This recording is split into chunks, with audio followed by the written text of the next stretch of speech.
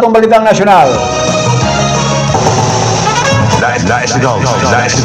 Report.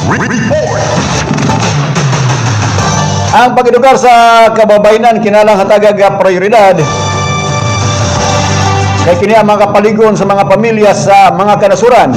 Kini ang pamahayag ug awag ni Presidente Bongbong Marcos kagabong adlaw atol sa gipaigayon nga meeting didto sa mga United Nations Commission on Status of Women.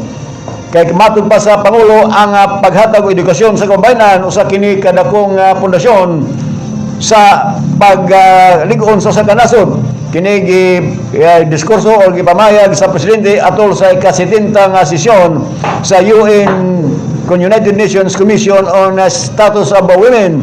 Diin ang presidente atuwa kini karon dito sa Estados Unidos. Noon matud pa sa Pangulo bisan kun nagsagubang ang kababayenan og diskriminasyon o kulang sa oportunidad kinahanglan nga ipaigayon kini sa United Nations aron matabangan ang mga pamilya sa paglig-on matud pa ni Presidente Bongbong Marcos. Nice to go. Report. Laing nasundon nga balita, gisugyot ni Senador Francis Cordero nga ikonsiderar ang mga pribadong kampanya ang pagpatuman sa 4-day on-site work week o pagpatuman sa 4-day on-site work week.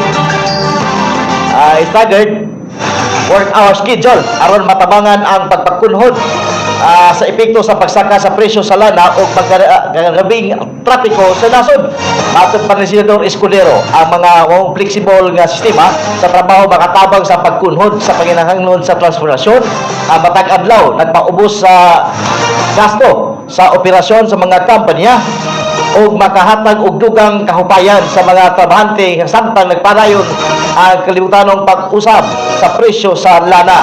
Dugang pa senador nga kung mas mabalikon ang kaandam sa mga nasod o sa nasod kung usabot pa ang tensyon sa Middle East nga maoy usa sinungdan sa pagtaas sa presyo sa petrolyo.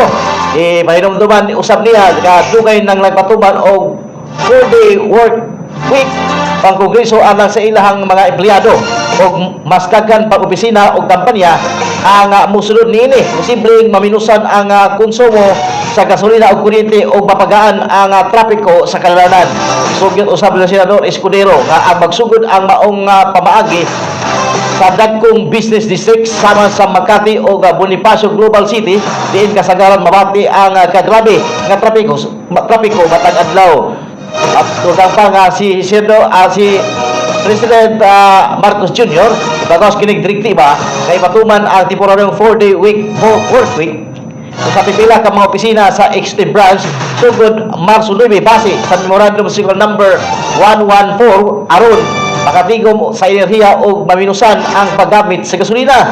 Base sa pagtuon sa Japan International Cooperation Agency, ang trapiko sa Manila naghatag kini og kapin 3 bilyon nga nagwala sa ekonomiya matag adlaw o posible pa kini musaka ngadto sa 5.4 bilyon kada bulan sa tuig 2035 kundi matubag ang problema. Busa gihawag Senador Escudero nga ang mga lokal nga pangagamhanan o pribadong sektor nga magpinabangay sa paghimo og solusyon sa trapiko lagip na ang pagpatuman sa staggered schedule nga mas magigan ang mga pedestrian o luwas nga ruta alang sa mga magbisikleta. Gihawag usab sa publiko nga mag-atlampo sa mga pagtipid sa enerhiya pinagi sa pagbisikleta sa mubo nga distansya or carpool gamit og mga bahagi nga makaminos sa konsumo sa kuryente sa panimalay. Nice to go. Report. Ang National Security Council o ang Armadong Kusog sa Pilipinas ang nagbantay kini karon sa upat ka mga Pilipino nga gikaligar nga gikontak sa mga langyaw aron mangisbiya. Matud pa ni Philippine Rear Admiral Roy Vincent Trinidad kinsa mi paibalo ngadto sa Senate Committee on Justice Subcommittee hearing uban sa National Security Council o sa Philippine Navy kagapong adlaw. Matud pa sa Navy nga si Trinidad nga nakahimo sila og monitor sa pipila ka mga individual sa nagkalalayng ahensya sa gobyerno nga hinangla gingalan ni Trinidad sa mga alias nga Lawrence, Allison, Danny ug Charles. Matud pa ni Trinidad ang modus operandi sa mapananglitan sa usa ka Lawrence, Allison ug Danny bilang mga bagong nga graduado silang kurso ang nangita kini og trabaho ug ilang giposte diya sa social media ang ilang resume sa mga commercial apps. Ilabi na ang link DLN matupan ni Trinidad. Yan dia kontakon kini sa mga foreign nationals o sila pangutanon kalabot sa mga lakaw diri sa Pilipinas. Ilabi na kung doon na ba'y upgrade ang Navy o unsa ang mga palisiya gitawag nila og defense diplomacy o kalabot sa modernization na sa Philippine Navy. Matupan na ni Trinidad nga kining maong mga individual silduan sa mga foreign individuals. Nais ito.